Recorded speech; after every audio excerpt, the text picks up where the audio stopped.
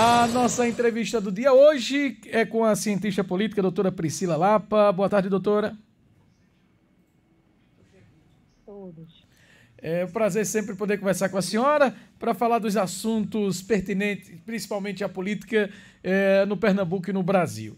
E nós convidamos a senhora hoje aqui para falar sobre o PSDB, que nas últimas eleições presidenciais sempre esteve ali no páreo, disputando, quando não o primeiro lugar, o segundo.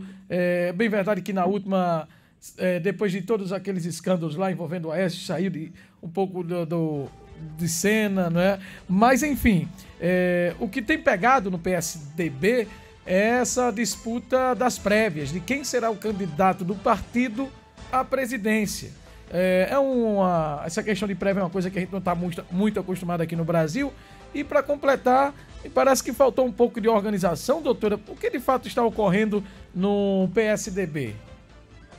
Excelente pergunta, Cristiano. Isso é lamentável, eu queria começar dizendo isso, porque aqui a gente está comentando sobre um partido político que era uma das referências, a gente gostando ou não, votando ou não no PSDB, mas é um partido que tem uma história no país, que é um partido que é considerado programático, porque ele tem, de fato, uma agenda de pensar o país, ele tem pensadores, tem intelectuais, tem políticos, lideranças, que fazem essa reserva intelectual do partido. É um partido que tem os seus posicionamentos políticos. Agora, claro, nenhum partido político é perfeito. Então, ele tem hoje uma dificuldade muito grande de conectar com o eleitor, né, de uma forma geral. É um partido que foi perdendo espaço nesse espectro político nacional, mas é um partido que tem essas referências, como eu falei, o próprio Arthur Virgílio, que é um dos candidatos aí nessas prévias, ele é um exemplo de um político tradicional que tem, né, ideias consistentes sobre o país. A gente pode construir um debate, mesmo que a gente não concorde, a gente pode debater. Mas acontece que o partido enveredou agora por uma questão muito complicada, né? Eu acho que essa questão de trazer as prévias foi uma coisa interessante, né? Porque isso não é da nossa cultura política. Na nossa cultura política, a gente opta pelo modelo das convenções. Aí qual é a diferença? As prévias, elas são, de fato, discussões dentro do partido, entre os seus filiados, sobre quem serão os candidatos. Então, isso é uma forma democrática de você fazer a escolha dentro do partido que não seja apenas a vontade de um pequeno grupo político. E, nesse caso, quando tem mais de um postulante com as credenciais, né, necessárias para disputar um determinado cargo, é muito interessante que todos os filiados possam opinar. Então, a prática das prévias, que, como você falou, muito comum nos Estados Unidos, mas que no Brasil a gente não tem essa prática, seria uma grande experiência, né, democrática para a gente aprender, tirar lições. Mas aí é isso que a gente vai e vivencia um processo muito tumultuado, muito turbulento, cheio de denúncias de que tem compra de votos. Foi uma votação, foi muito feio o que aconteceu no domingo, na verdade, para usar uma palavra bem popular, porque o que a gente espera dos partidos e dos nossos representantes são exemplos, é que eles se portem com exemplos. Então, não tem nenhum problema o debate, o embate até mais duro entre os pré-candidatos aí do partido, mas o que é feio é esse conjunto de denúncias que veio junto, esse aplicativo que não funcionou.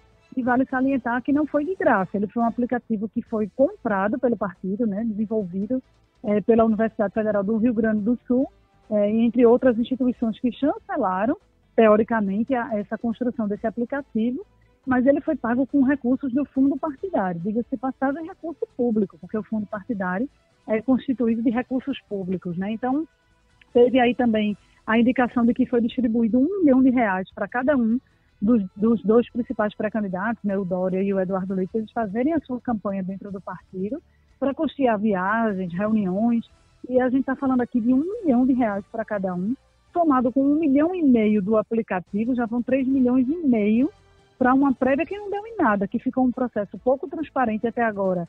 Não se sabe exatamente o que foi que ocorreu, porque teoricamente um aplicativo deveria suportar, são com cerca de 44 mil filiados inscritos para votar. Não é possível que a gente não tenha tecnologia suficiente e um aplicativo que possa suportar 44 mil pessoas votando. Né? E aí, o pior de tudo, que vai passando o tempo e só vai piorando. Né? Hoje, o Eduardo Leite, que é o governador do Rio Grande do Sul, ele reclama que ficou sabendo da remarcação das prévias para o dia 28 sem que ele tivesse conhecimento. Ele ficou sabendo pela imprensa, segundo ele. O que é muito ruim, né?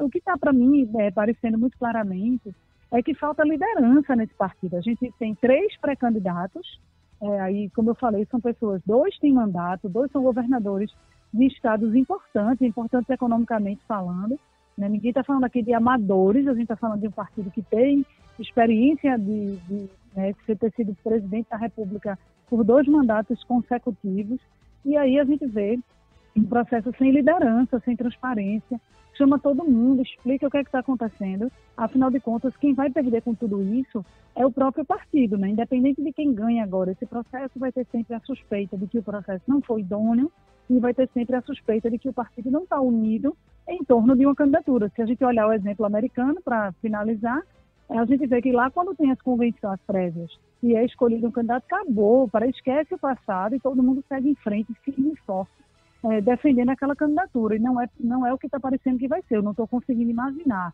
Dória no palanque de Eduardo Leite, se Eduardo Leite for escolhido, e eu não estou conseguindo imaginar Eduardo Leite no palanque de Dória, se Dória for escolhido, o que é muito ruim. Perde o partido e perde o sistema democrático brasileiro, que vê um partido que já deu tanta contribuição ao país se apequenasse práticas políticas parecidas com partidos que não têm esse mesmo compromisso com a nossa democracia. Justamente essa é a próxima pergunta, doutora. Com relação às percas do partido, o partido já começa perdendo quando tem toda essa confusão antes mesmo de decidir quem vai ser o candidato? Isso, fica muito esfacelado, né? Foram brigas muito duras, assim.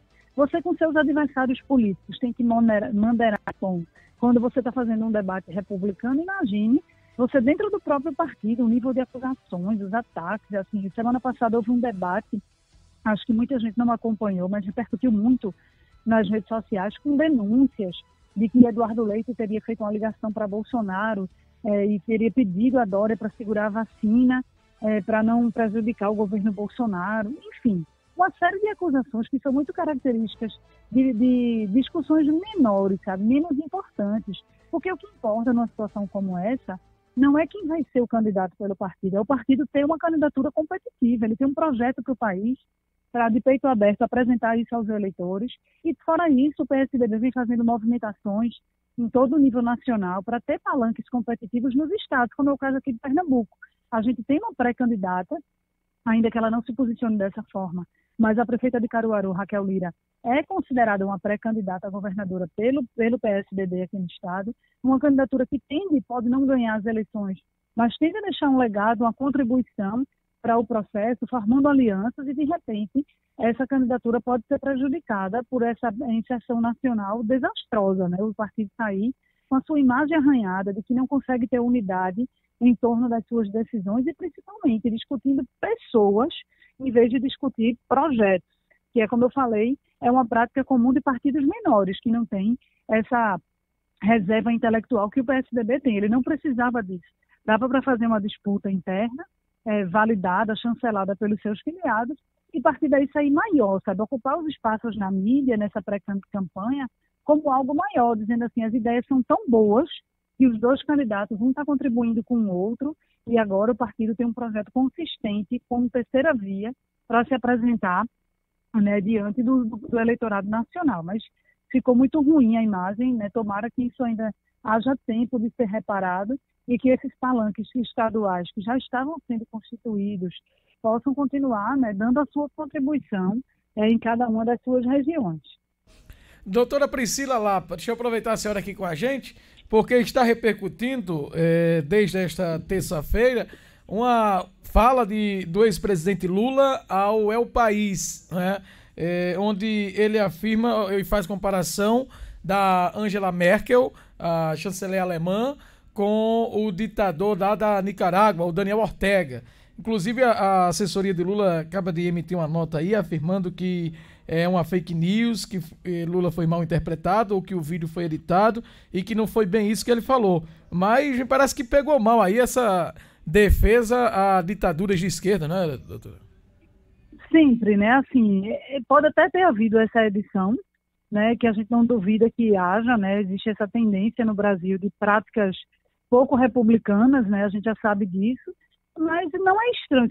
Se não houver nenhum tipo de manipulação, a gente não pode dizer que essa fala é completamente estranha ao repertório de Lula ou do PT. A própria presidente do Partido Nacional, a Gleisi Hoffmann, né, ela é uma pessoa conhecida por seus posicionamentos que defendem a democracia no Brasil, mas que relativiza ditaduras quando elas são alinhadas ideologicamente à esquerda, né? Então, isso não seria um absurdo dizer que Lula falou isso, porque esse repertório ele faz parte da visão de mundo do partido. Claro que, enquanto Lula esteve na presidência da República, enquanto o partido esteve no poder, isso foi muito relativizado. Uma coisa é você discutir as ideias, outra coisa é você praticá-las, né? O próprio Bolsonaro tem passado por isso quando ele defendia, por exemplo, não ter relações comerciais com a China por questão ideológica, e hoje não sabe que ele não tem como cortar isso. Existem relações comerciais que são muito mais importantes do que essa visão ideológica. Então, existe esse distanciamento entre o que se fala e aquilo que se pratica quando está no poder, mas não podemos desconsiderar, né, esse repertório petista, esse histórico que o PT tem de fazer esses apoios a essas ditaduras de esquerda, né, quando tem um viés mais esquerdista. Agora, e tem que aprender a arcar com as consequências dessa visão do mundo, sabe? Eu acho que não é pecado tê-la, como não é pecado Bolsonaro ter as visões de mundo dele, mas que ele sabe o preço que ele paga por ter esse tipo de percepção. E principalmente Lula vindo agora de uma viagem, de um circuito pela Europa, é uma pessoa que conhece lideranças mundiais, ele tem diálogo, não é diferente, por exemplo, de mim ou de você, que não tivemos contato mais próximo com essas lideranças políticas e realmente conhecemos o que elas pensam a partir, né, de forma no que sai na mídia, do que a gente estuda. Mas é diferente de alguém que já dialogou.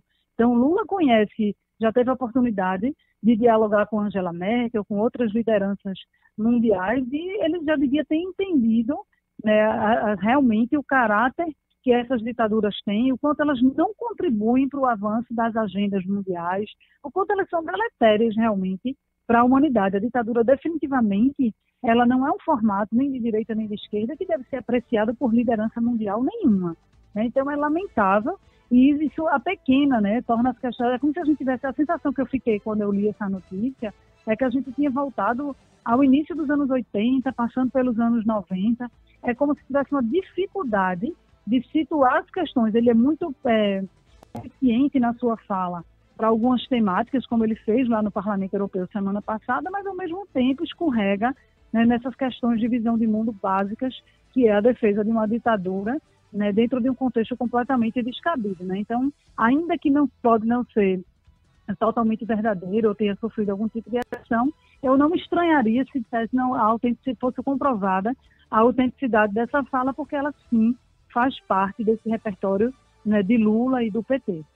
Para finalizar, no início desta semana foi divulgada a pesquisa do Instituto Paraná Pesquisas, a primeira que inclui aí o Moro, depois de ter se filiado ao Podemos, e mostra inclusive ele ali em terceiro lugar com um percentual de 11 pontos. Alguma novidade dessa pesquisa com relação às outras, doutora?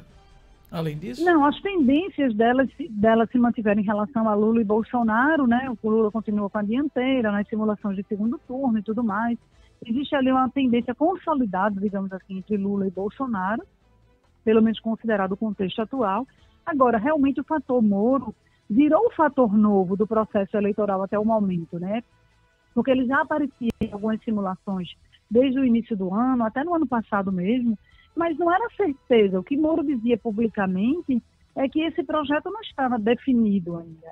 E, pelo contrário, ele falava muito de que estava tocando a vida profissional dele fora do Brasil e estava resolvido quanto a isso.